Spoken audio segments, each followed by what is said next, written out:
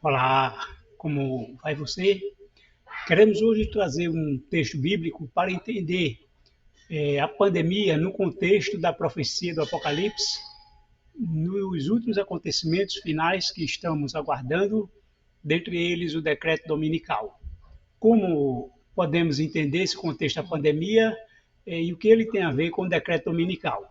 E vamos ver que, na verdade, tem tudo a ver.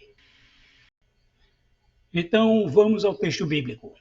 Apocalipse 13, 15 a 17 está escrito: Também lhe foi permitido dar fôlego à imagem da besta, para que a imagem falasse e fizesse com que todos que não a adorassem fossem mortos. Ela obrigou a todos, pequenos e grandes, ricos e pobres, livres e escravos, a colocarem um sinal na mão direita ou na testa, para que ninguém pudesse comprar ou vender se não tivesse o sinal, ou seja, o nome da besta, né, a sua marca, ou o número do seu nome. Então, o texto de Apocalipse deixa claro que nos acontecimentos finais do mundo, vamos ver uma besta, que a besta, no caso aqui, profeticamente é o papado, que vai se levantar, que vai se reerguer, que vai ter a ferida mortal curada, ou seja, ele vai ter aquele poder que ele tinha antes da Revolução Francesa, um poder político e religioso, porque ele vai ser escolhido para ser o grande governante mundial, a grande autoridade universal, ante essa pandemia e outra crise que nós vamos ter sobre a Terra. Já estamos enfrentando uma pandemia sanitária, uma pandemia climática, pandemia moral, pandemia econômica. Então, diante de toda essa crise junta, os governos hoje dos países não têm solução, não tem, eles não encontram um meio de sair dessa situação. Então, é quando vão escolher, vão entregar o poder para o papado resolver as questões do mundo, inclusive que ele já tem, né? O Papa atual, Francisco, já tem autoridade no assunto, tanto econômico como do clima, como ambiental, como social, através de uma nova política, uma nova educação, a sua encíclica, né, Laudato Si, traduzindo quer dizer louvado seja, é já um grande apanhado, né, já é um código que ele tem para colocar em prática. Então é por isso que vai ser lhe dado, né, a autoridade para impor ao mundo a sua marca, o seu nome, para que todos adorem. E isso vai fazer com que se estabeleça um dia, né, um dia de domingo, como um dia de lockdown geral, onde se para tudo, onde é quarentena total, para que esse dia seja respeitado como o dia da família, o dia de descanso, para restaurar a terra, para unir as pessoas, para melhorar o clima, para acabar com essa crise, né, sanitária e climática. Então, o domingo vai ser escolhido como esse dia especial, não só para descanso, mas também para adoração. Mas adorar quem? Adorar a besta. E por isso que essa adoração vai ser obrigada, através de leis, né? Como diz que permitido dar fôlego à imagem da besta, porque vai ter que ter leis e decreto que obrigue as pessoas a adorar. E se não fizerem isso, poderão ser mortos. E essa sua marca, né, que é exatamente o domingo, por isso se chama decreto dominical, vai ser estabelecido como o dia que vai resolver tudo. E quem se recusar, né, não vai comprar nem vender e passivo de morte.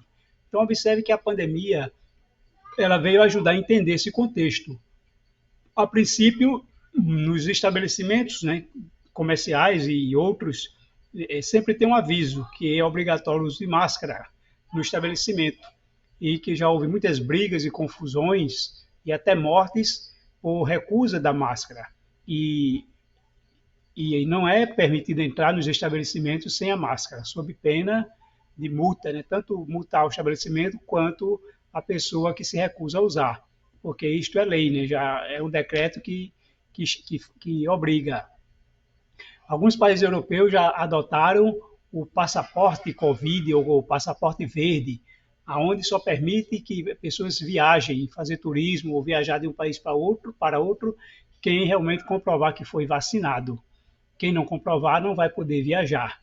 E, e essa questão da vacina vai ser ampliada para várias coisas, como aqui em São Paulo, né, que já cogitou obrigar adentrar os estabelecimentos como bares, quem for vacinado. A princípio vai ser uma recomendação, mas depois vai ser obrigatório, porque quando essa pandemia se agravar, quando a situação piorar, não só a nível mundial, como a nível de Brasil também, então os países vão começar a adotar leis mais rígidas, mais duras, obrigando a vacinação.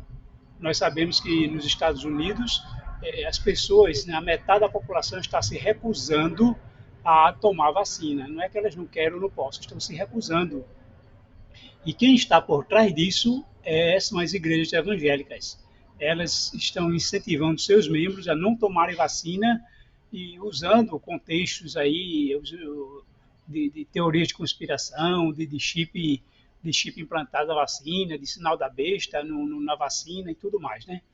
Mas, no contexto profético, a imagem da besta, ela exatamente os protestantes, os evangélicos que dão apoio ao governo, que se colocam na defesa do governo. São esses que vão dar esse apoio e vai exigir que o governo decrete leis para fazer com que as pessoas adorem a besta e aceitem a sua marca. Então, esse apoio evangélico, que hoje é fundamental nas eleições, vai se tornar cada vez mais importante e vai ser disputado, né, mais e mais pelos políticos, porque os evangélicos sempre estão crescendo, estatisticamente crescendo. Então, logo nós vemos que esses evangélicos estão procurando e sempre influenciar o governo na tomada de medidas e de leis mais rígidas. Já aqui no Brasil, na Câmara dos Deputados, já existe um projeto de lei que torna obrigatória a vacinação contra a Covid para servidores e agentes. A princípio, para servidores públicos em todas as esferas, né, federal, estadual e municipal. E que prevê penalidade como advertência, suspensão e até demissão ou exoneração para os que se recusarem. Existem servidores mais agressivos que já disseram que já estão preparando o pedido de demissão porque não querem tomar vacina, né? Preferem perder o emprego. E nós vimos que o Rio de Janeiro já tomou uma decisão nesse sentido, né? Já estabeleceu um decreto onde torna obrigatória a vacina contra a Covid para todos os servidores. E quem se recusar pode perder o emprego, pode ser demitido, exonerado. Porque, diante disso, nós vemos que a qualidade de vida, a questão coletiva, ela impera sobre a questão individual. O direito individual não pode se sobrepor ao direito social.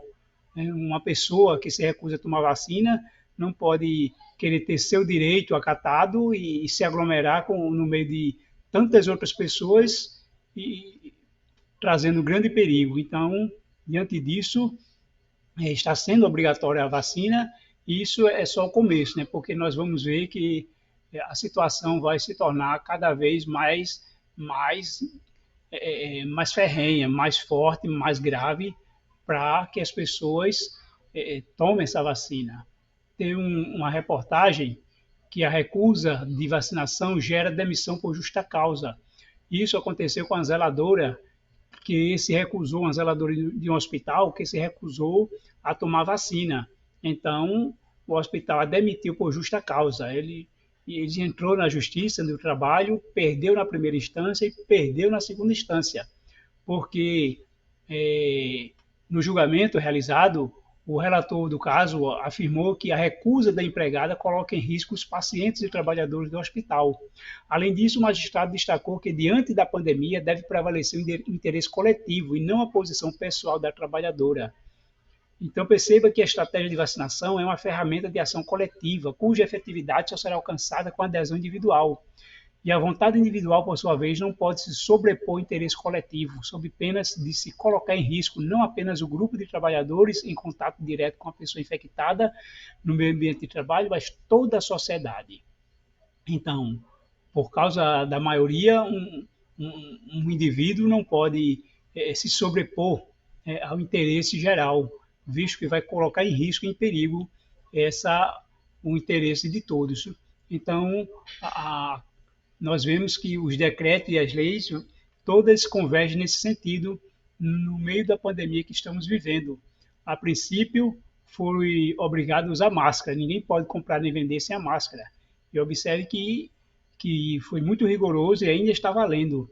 Então, no contexto profético também, ninguém vai poder comprar nem vender quem não tiver a marca da besta, ou seja, quem não guardar o domingo. E quem se recusar a guardar o domingo? Então, vai se estabelecer leis mais duras para impor essa guarda e quem se recusar vai então sofrer a penalidade de ser preso e até mesmo morto. E daí nós vemos que por que isso acontecerá? Porque vai acontecer que ao Papa ser escolhido, né, como grande representante mundial para solucionar o problema do mundo, ao ele impor o decreto dominical como um meio, né, mais eficaz para solucionar todas essas pandemias que acontecem no mundo, e vai ter um povo, né, um povo aqui, que é o povo que guarda os mandamentos de Deus, e tem um testemunho de Jesus, Apocalipse 14, 12, é o povo que guarda os mandamentos de Deus e tem a fé em Jesus, né, também Apocalipse 12, 17, esse povo vai se manter fiel a Deus, guardando o santo sábado, o sétimo dia, que é o sábado do Senhor Deus, porque nele Deus descansou e abençoou esse dia e santificou. Mas o dia do homem, o dia do Papa, é o domingo. E todos que se recusarem a guardar esse dia, a lei vai ser muito rígida, a ponto de decretar a morte. E isso com apoio, né, da maioria, porque esse pequeno povo que se mantém fiel aos mandamentos de Deus vai ser acusado de ser responsável pela crise mundial.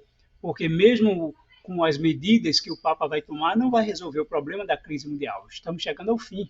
O mundo está chegando ao fim. Logo, essa crise não vai acabar com medidas humanas, mas então assim vão procurar responsabilizar esse pequeno povo que se mantém fiel para que então possa ser decretada a morte desse povo. Mas nós sabemos que Deus não permitirá que isso aconteça, pois ele intervirá na grande batalha do Armagedon, né, que é um próximo assunto. Mas vejo que no Apocalipse 17, ao falar também da besta, nos diz lá que a besta que era e já não é, e é ela também o oitavo, e é um dos sete e vai à perdição. A besta que era e não é, ela vai ressurgir como o oitavo rei. E os 10 chifres que vistes são 10 reis que ainda não receberam o reino, mas receberão poder como reis por uma hora, juntamente com a besta. Este tem o mesmo intento e entregarão seu poder e autoridade à besta.